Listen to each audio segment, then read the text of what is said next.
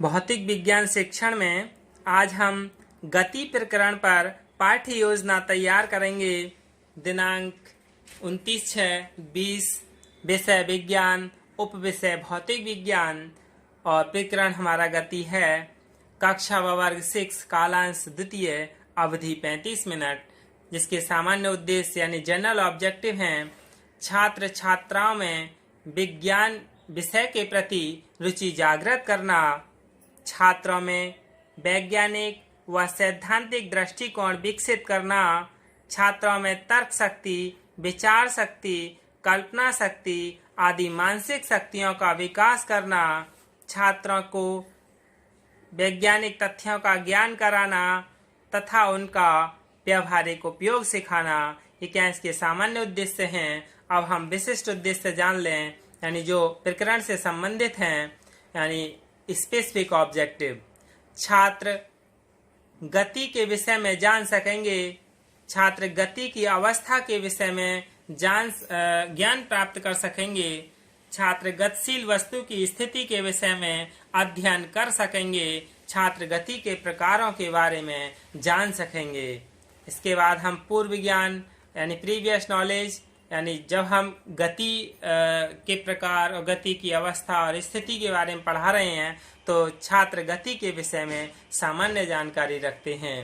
इसके बाद शिक्षण सहायक सामग्री यानी टीचिंग एड्स है। सामान्य कक्षोपयोगी सहायक सामग्री चार्ट हैं, स्टूल का चित्र, कार का चित्र और नाव का चित्र।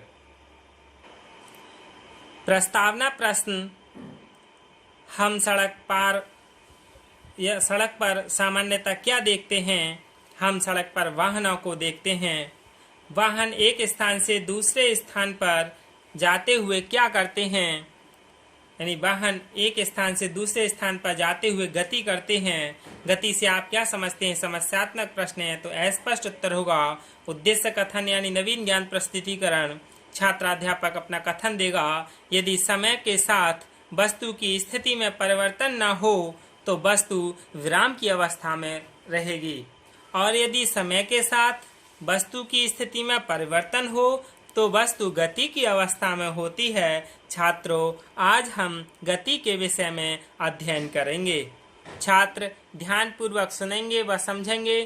कथन विधि है। इसके बाद पहला शिक्षण बिंदु है हमारा गति की अवस्था, यानी पूर्व ज्ञान, प्रत्यास्मरण, विकासात्मक प्रश्न। जब कोई खड़ा हो या जब कोई व्यक्ति खड़ा हो तो वह कौन सी अवस्था में होता है?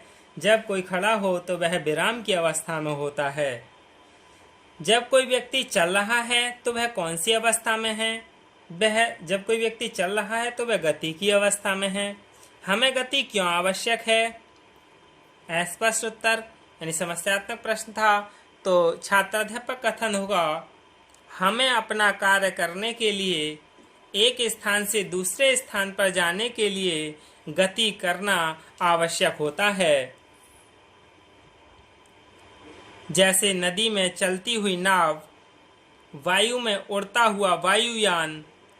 यानी जैसे ये नाव है, नदी में चल रही है तो ये किस अवस्था में है? गति की अवस्था में है।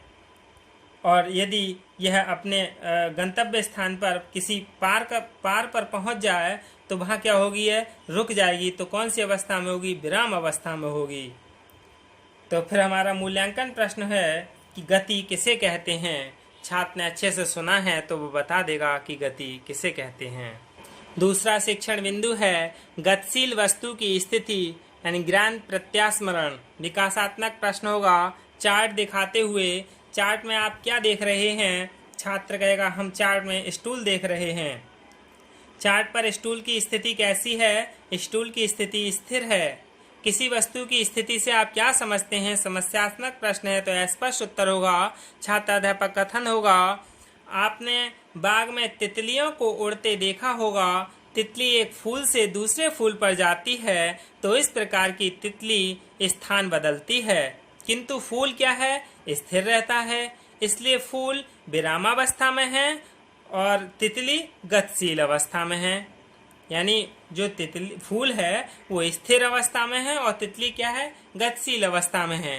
छात्र ध्यानपूर्वक सुनेंगे व समझेंगे। व्याख्यान सह प्रदर्शन विधि और इसका मूल्यांकन प्रश्न है, जब कोई वस्तु दूसरी यानी ऐसी अन्य वस्तु के सापेक्ष गतिशील है तो दूसरी वस्तु की स्थिति कैसी है। इसके बाद तीसरा शिक्षण बिंदु है गति के प्रकार, यानी ज्ञान प्रत्यास्मरण विकासात्मक प्रश्न। चार्ट दिखाते हुए आप चार्ट में क्या देख रहे हैं? हम चार्ट पर कार देख रहे हैं, यानी कार बनी हुई है, यानी ये क्या है?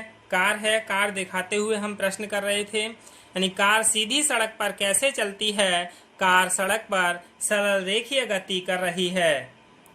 गति कितने प्रकार की होती है? समस्यात्मक प्रश्न है तो उत्तर क्या होगा? स्पष्ट उत्तर होगा।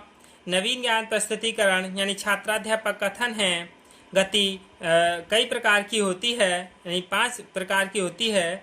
सरल रेखीय गति, वृत्तीय गति, घूर्णन गति, आवर्त गति, कंपन गति और दोलन गति।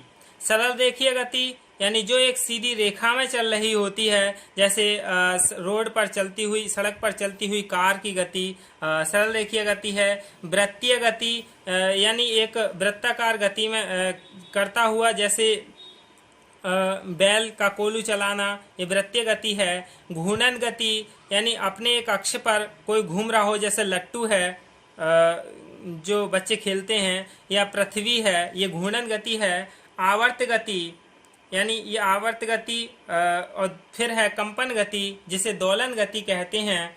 दोलन गति यानी जैसे घड़ी का पेंडुलम, यानी अपने माध्य स्थिति के इधर उधर जो घूम रही होती है, वो इसकी क्या है?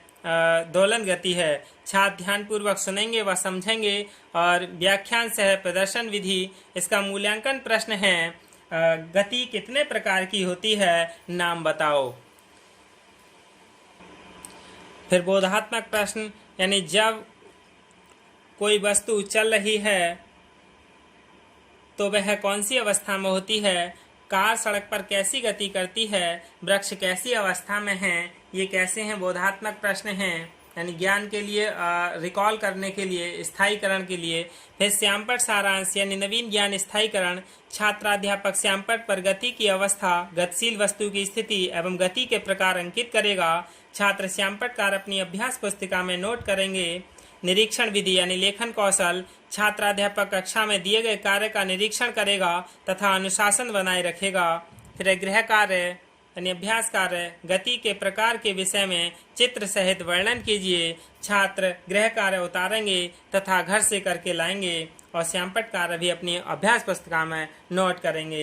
ये क्या है? श्यामपट्ट कार्य है और यही क्या है? गति प्रकरण पर पाठ्य योजना है। धन्यवाद।